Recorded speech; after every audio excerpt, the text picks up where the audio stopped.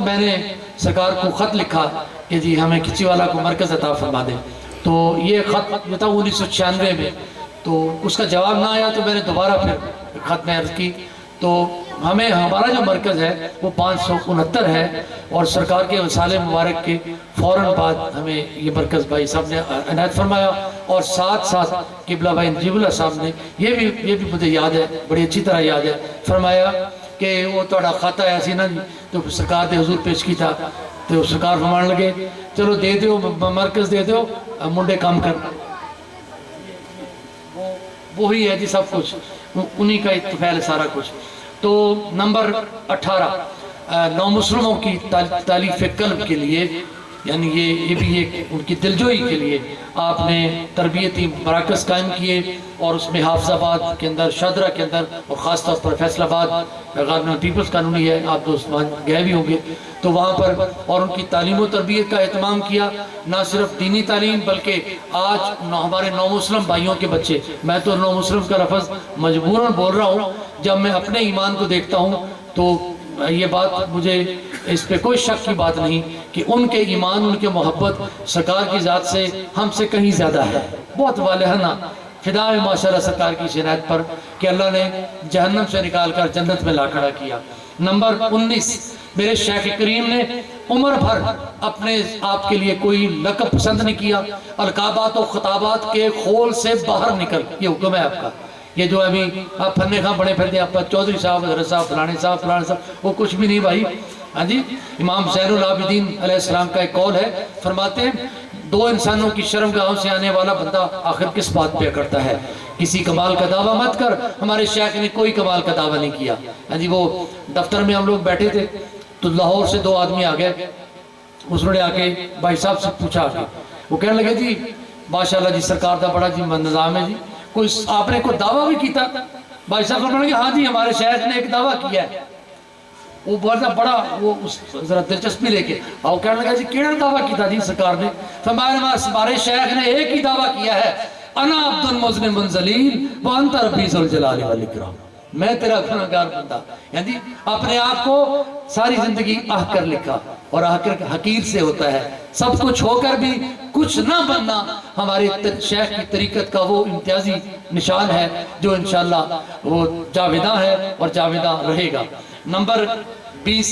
یہ بھی دلچسپ بات ہے، سرکار نے ساری زندگی پاؤں میں جوتا نہیں پہنا، عمر بھر ننگے رہے، یعنی پاؤں آپ کے جوتا استعمال نہیں فرمایا، ہاں وضو کے لیے فرمایا، وہ چند منٹ کے لیے، چند لمحوں کے لیے، لیکن عام طور پر آپ سب اس کے گواہ ہیں۔ نمبر 21 آپ کی جو تحریرات ہیں، میں ابھی آیا تو میں بھائی خالد صاحب سے بات کر رہا تھا کہ اوکاڑا شہر کو اللہ نے علم و ادب میں بڑی گہرائی بخشی ہے، ایک باذوق لوگوں کا یہ شہر ہے، جو جہاں تک میں لٹریچر کے حوالے سے جانتا ہوں، ادب کے حوالے سے، اردو ادب میں، پنجابی ادب میں بڑی خدمات ہیں اس شہر کے ادباء کی اور شعراء کی۔ ہمارے شیخ کریم نے دیکھیں یہ بڑی تاریخی بات ہے، اگر ہم داتا صاحب کی کشف المحجوب پڑھتے ہیں، مجھے شرف حاصل رہا پی ایچ ڈی کے دوران بھی میں نے اس کا مطالعہ کیا، تو یہ فارسی ہے، ہمیں مجبوراً اردو ترجمہ پڑھنا پڑتا ہے، اور جب ہم اس کا ترجمہ کرتے ہیں تو وہ اس کی اصل روح برقرار نہیں رہتی، ہم فارسی شعراء کے دیوان ان کو ٹرانسلیٹ کرتے ہیں تو وہ اس کی روح برقرار نہیں رہتی جو اصل زبان کی ہوتی ہے۔ یہ ہماری خوش قسمتی ہے، اس خطے کی خوش قسمتی ہے کہ پہلی بار کسی نے تصوف کو، کسی نے عرفان کو اور اس وجدان کو، ان احوال کو اردو زبان میں سرکار نے دنیا کے سامنے پیش کیا۔ آپ کو اگر شیخ سعدی کی گلستان بوستان پڑھنی ہے تو آپ کو ترجمہ پڑھنا پڑتا ہے، آپ کو حافظ شیرازی کا دیوان پڑھنا ہے ترجمہ پڑھنا پڑتا ہے، کہانی شیرازی کو پڑھنا ہے تو آپ کو ترجمہ پڑھنا پڑتا ہے، اگر مولانا جامع کی نفحات الانس ہے، تذکرہ ولیوں کا تذکرہ ہے تو آپ کو اردو ترجمہ اس کا لینا پڑتا ہے، آپ کو شیخ عطار کی تذکرۃ اولیاء پڑھنی پڑتی ہے تو آپ کو ترجمہ لینا پڑتا ہے۔ ایسے ہی حضور پیران پیر کی عربی میں تھی جو وہ کتب، آپ جیسے غنیت الطالبین ہے یا باعثۃ الاسرار ہے، تو آپ کو ٹرانسلیٹڈ بکس جو ہے وہ لینا پڑتی ہیں، اور اس میں بہت سارے نقائص ہیں، وہ ایک الگ چیپٹر ہے۔ یہ دوران مطالعہ مجھے اس کا احساس ہوا کہ لوگ کس طرح ترجمے کے ذریعے سے لوگوں کو بہکاتے ہیں. ہماری یہ خوش قسمتی ہے. نہ صرف دیکھیں، میں تاریخ میں چلا جاتا ہوں، تھوڑے سے 2 منٹ آپ کی زیادہ لوں گا. ہمارے ان اسلاف نے، ان فقراء نے، تخصیص کے ساتھ بات کر رہا ہوں، اسپیشلی ہمارے ان فقراء نے جو زبانوں کی خدمت کی ہے نا دنیا کے اندر، وہ اپنی جگہ پر ایک عجیب فیض ہے. مثلا بابا فرید رحمت اللہ علیہ، پاک پتن شریف والے، آپ پہلے صاحب دیوان پنجابی کے زبان کے صاحب دیوان شاعر ہیں. پہلے وہ یعنی شاعر ہیں پنجابی کے جن کا دیوان چھپا. کمال ہے. حضرت سلطان باؤ یہ پہلی سی حرفی لکھنے والے، الف سے یہ تک، یہ پنجابی کے اندر، اور اس کو پنجابی سرائکی کا وہ مکسر ہے، اس کو ملوڑ سرائکی بھی کہتے ہیں. تو وہ دیوان لکھنے والا اللہ کا بندہ، وہ بھی اسی طرح. ایسے ہی اگر آپ پنجابی زبان میں اور چلے جائیں، شاہ حسین رحمت اللہ علیہ جن کی کافیاں بڑی مشہور ہیں، آپ میاں محمد بخش رحمت اللہ علیہ جن کا پنجابی میں کلام ہے، حضرت بلے شاہ جن کا کلام سرکار نے بہت پسند فرمایا اور اپنی تعلیمات کے اندر کئی مقامات پر اس کے حوالے پیش فرمائے. اور یہ پنجابی کے جو نے خدمت کی ہے. سرائکی میں چلے جائیں، ہمارے اس خطے کے اندر چونکہ بولی جاتی ہے بہت زیادہ، تو وہ اس میں خواجہ غلام فرید کوٹ مٹھن شریف والے، ان کی بڑی خدمات ہے. مولوی لطف علی ہیں، دوسرا نام ہے، بہت بڑی خدمات ہے ان کی. اور اسی طرح چلے میں اور حوالے دیتا ہوں کہ سندھی زبان میں چلے جائیں تو سائنس سچل سرمست ہیں، شاہ عبد اللطیف بھٹائی ہیں. اگر آپ پشتو زبان میں چلے جائیں، 2 بڑی شخصیات ہیں، رحمان بابا اور دوسری خوشحال خان خٹک. مجھے خوش قسمتی سے دونوں کی مزارات پہ حاضری کی سعادت ملی. ایسے ہی اگر آپ بلوچستان میں چلے جائیں تو بلوچی ادب کے اندر جو صوفیاء ہیں، مستوکلی اور حضرت جام درک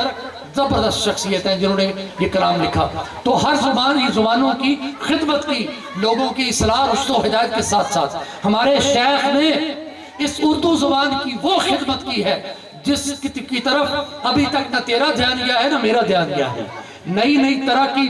اردو لٹریچر کے شائق بندے کے لیے پیش کر رہا ہوں. نئی نئی طرح کی محاورات کا، تراکیب کا ایسا برجستہ استعمال کہ بندہ واہ بھائی واہ، بندہ سوچتا رہ جاتا ہے کہ کمال ہے. ایسی تراکیب آپ کو بالکل ایک اچھوتے انداز کے اندر پیش کیا ہے اپنے کلام کو، اور اس کو آپ ذرا اس زاویے سے پڑھیں تو آپ کو انشاءاللہ محسوس ہوگا. تمثیل نگاری ہے، واقعات نگاری ہے اور منظر نگاری ہے. یہ سب اردو ادب کی جتنے بھی جو اوصاف تھے وہ آپ کے کلام میں موجود ہے. آپ تذکرہ کربلا کو اٹھا لیں، واقعات نگاری کا ایسا حسین آپ کو منظر ملے گا کہ آپ سب جانتے ہیں کہ کیا کہنے. ہاں میں امتیازات بس 2-4 چند کا رہ گئے پیش کرتا ہوں، اس کے بعد بات ختم کرتا ہوں. کہ آپ کے پھر انگریزی زبان میں جو مقالات ہیں وہ حالانکہ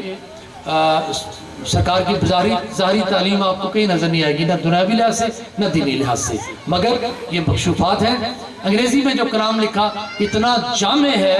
کہ خود ہمارے بہت سارے دوست باہر بیٹھے ہیں کئی ملکوں میں، تو کہتے ہیں جب آپ کسی کو سناتے ہیں نا انگریزی زبان والے کو تو وہ دنگ رہ جاتا ہے کہ اس قدر ہائی لیول کا یہ کلام ہے. چند لفظوں کے اندر پورا سمندر آپ جو اس کے اندر بند کر دیتے ہیں. It is easy to say but difficult to obey. Obey what you say and say only what you obey. Demonstrate what you want to see and what you want to say. تو یہ چھوٹے چھوٹے مقالات کے اندر کیا کمال کے سمندر بند کیے ہوئے ہیں. تو یہ آپ کو ایسے ہی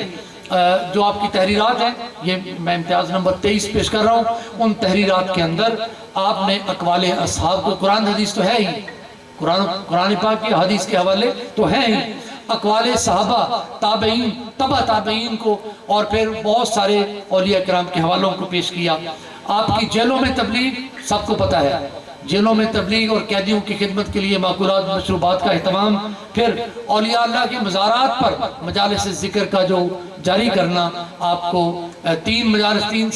مجالس تو میں بڑی مقامات پر اس کے میں بھی شاہد ہوں، آپ بھی جانتے ہیں. دادا صاحب ہر جمعرات کی شام مغرب کے بعد، بابا فرید ہر جمعرات کی شام عشاء کے بعد، شاہ رکن عالم ملتان میں ہر جمعرات مغرب کے بعد. ایسے ہی کلندر صاحب جو ہے نا راز شہباز کلندر، وہاں بھی ہمارے دوست ذکر کراتے ہیں. اور جہاں بھی کسی ولی اللہ کے ولی کے مزارات پر ہم رینڈملی آتے جاتے ہیں وہاں ذکر کی محفل لگاتے ہیں. تو یہ سرکار کا فیض ہے. اس کے علاوہ امتیازات دارالرسان میں سرکار کا قائم اللیل ہونا، شب بھر بیداری، زندگی بھر آپ شب بیدار رہے، اور پھر بچپن سے